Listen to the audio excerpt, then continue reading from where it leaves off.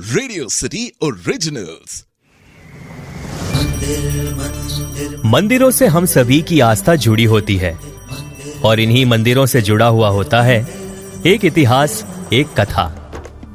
इन मंदिरों से जुड़े हुए इतिहास और कथा को हम जानेंगे इस पॉडकास्ट सीरीज पर, जिसका नाम है मंदिर धरोहर भारत की।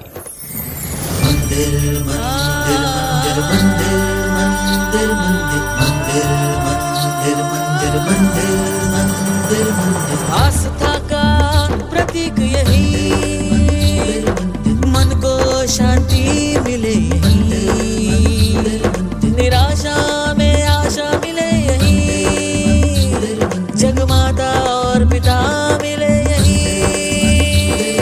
मंदिर धरोहर भारत की, मंदिर धरोहर भारत की। आज हम शिरडी के साईं बाबा मंदिर की बात करेंगे। शिरडी के साईं बाबा, जिन्हें शिरडी साईं बाबा के नाम से भी जाना जाता है, एक भारतीय आध्यात्मिक गुरु और फकीर थे जिन्हें एक संत माना जाता था। उनके जीवन काल के दौरान और उसके बाद हिंदू और मुस्लिम दोनों भक्त उनका सम्मान करते थे। उनके जीवन के वृत्तांतों के अनुसार साईं बाबा ने स्वयं की प्राप्ति के महत्व का प्रचार किया और नाशवान चीजों के प्रति प्रेम की आलोचना की।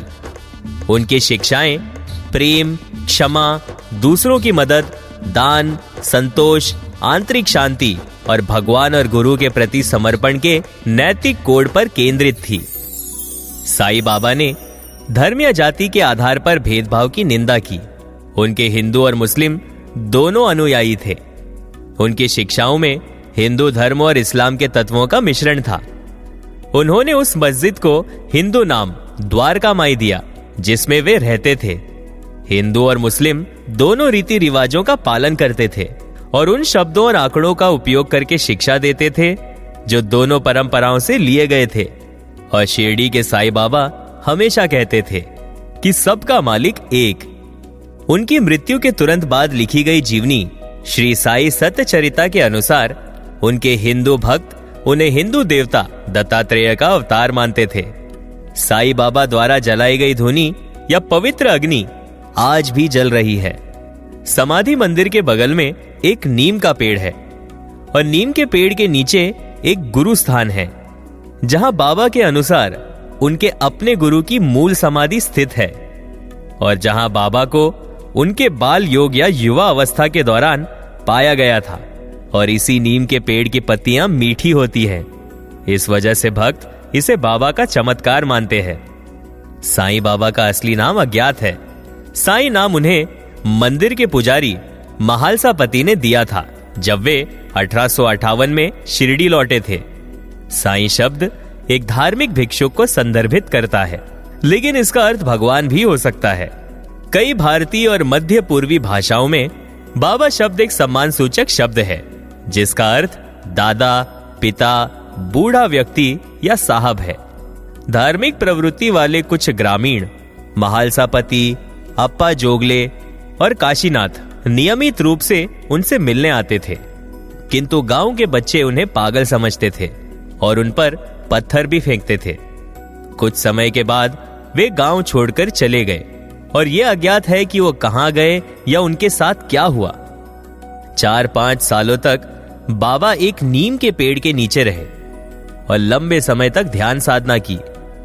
उनके व्यवहार को अक्सर आत्मविस्मृत और अल्पभाषी बताया जाता था और वे अक्सर शिरडी के आसपास के जंगलों में लंबे समय तक भटकते रहते थे। अंततः उन्होंने एक पुरानी और जर्जर मस्जिद में निवास करने के लिए राजी किया गया, जहां उन्होंने अकेले जीवन व्यतीत किया। वे भिक्षा मांगकर जीवित रहे और यात्री हिंदू या मुसलमान आगंतुकों को स्वीकार करते रहे। मस्जिद में उन्होंने एक पवित्र अग्नि धूनी बनाए रखी और आगंतुकों को विदा करते समय उस अग्नि के पवित्र राख यानी उडी दी। ये राख उपचार और अपशकुन निवारण शक्तियों से युक्त मानी जाती थी। वे एक स्थानीय हकीम की भूमिका निभाते थे और बीमारों का उपचार राख के प्रयोग से करते थे। उन्होंने अपने आगंतुकों को आध्यात्मिक शिक्षाएं दी और हिंदुओं के लिए रामायण और भगवत गीता तथा मुसलमानों के लिए कुरान पढ़ने की सलाह दी। उन्होंने भगवान के नाम की अखंड स्मरण की अनिवार्यता पर जोर दिया और अक्सर दृष्टांतों, प्रतीकों और रूपकों के उपयोग करके गूढ़ तरीके से अपने विचार व्यक्त किए। शिरडी साईं बाबा के कुछ शिष्य प्रसिद्ध आध्यात्मिक व्यक्ति और संत बन गए। विशेष रूप से शिरडी में खंडोबा मंदिर के पुजारी महालसा पति और उपासनी बाबा महाराज, जो स्वयं माहिर बाबा के शिक्षक बन गए। बिड़कर महाराज, गगनगिरी महाराज, जानकी दास महाराज और सती गोदावरी माताजी जैसे अन्य संतों द्वारा भी उनका सम्मान किया जाता था। साईं बाबा ने कई संतों को मेरे भाई कहा, विशेषकर अक्कलकोट के स्वामी समर्थ के शिष्यों को।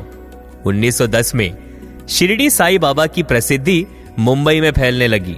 चमत्कार करने की शक्ति वाले एक संत और यहां तक कि एक अवतार के रूप में माने जाने के कारण कई लोग उनसे मिलने आते थे। उनका पहला मंदिर भेवपुरी करजत में बनाया गया। अगस्त 1918 में साईं बाबा ने अपनी कुछ भक्तों से कहा कि वे जल्द ही अपना नश्वर शरीर छोड़ देंगे।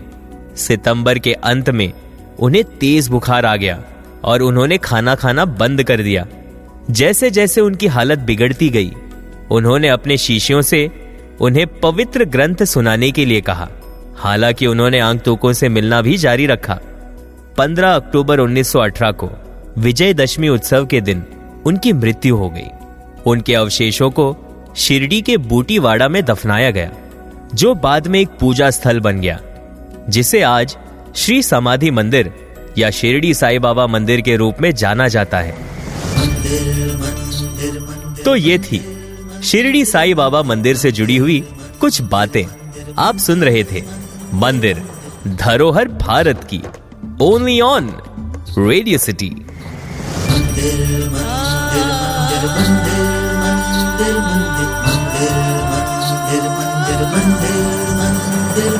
आस